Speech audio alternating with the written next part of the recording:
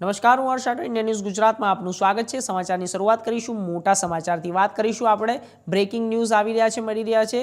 ભુજ તાલુકાના સુમરાસર ગામે જ્યારે ઘાસ ભરેલી ટ્રકમાં આગ લાગવાની ઘટના સામે આવી છે। આપને જણાવી દઈએ કે જ્યારે બનાવના પગલે ઘાસ સહિત ટ્રક બળીને ખાક થઈ ગઈ છે। પશુ માટેનું ઘાસ બળીને ખાક થતાં પશુપાલકો ચિંતામાં મુકાયા છે અને જ્યારે ભુજ તાલુકાના સુમરાસર ગામમાં आग भरेली અને જ્યારે આગ લાગવાની ઘટના સામે આવી છે।